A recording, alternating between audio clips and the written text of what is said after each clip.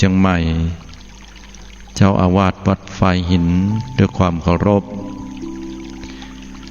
ท่านอาจารย์พระครูสมุวิศวัตวรกิจโจผู้อำนวยการสถานีวิทยุ 104.50 เมกะเฮิรตซ์วัดไฟหินและบรรดาพระเถรานุเถระเจ้าคณะพระสังฆาธิการทุกตนทุกองค์เพื่อนสหธรรมิกพี่เนนน้องเนนทุกรูปเจริญสุขสวัสดีมายังบรรดาอุบาสกอุบาสิกาสาธุชนญาติโยมผู้ใฝ่หาซึ่งความสุขแสวงหาความพ้นทุกข์ทุกท่านทุกคนขณะนี้ท่านกำลังติดตามรับฟังรายการไต่ห่มพระรัตนตรัย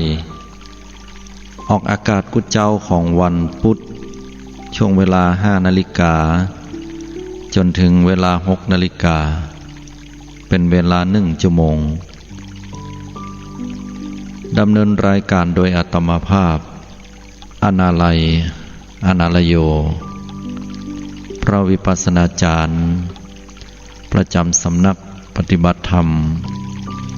วัดพระธาตุหริพุนชัยจังหวัดลำพูนเจ้าอาวาสวัดหนองเงือกตำบลแม่แรงอำเภอป่าซางจังหวัดลำพูนโดยสาธุชนญาติโยมสามารถติดตามรับฟังรายการได้ทางสถานีวิทยุเพื่อการศึกษาพระพุทธศาสนาและวัฒนธรรมคลื่น FM 104.50 เมกะเฮิรตซ์วัดไฟหินสถานีวิทยุกระจายเสียงคลื่น FM 90.75 เมกะเฮิรตซ์เสียงป่าซางและสถานีวิทยุกระจายเสียงทุกคลื่นที่ทำการกระจายเสียงออกอากาศ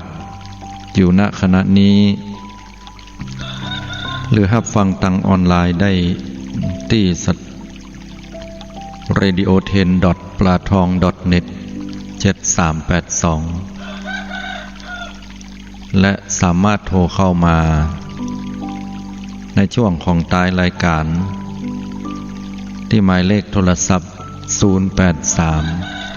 935 7219 083 935 7219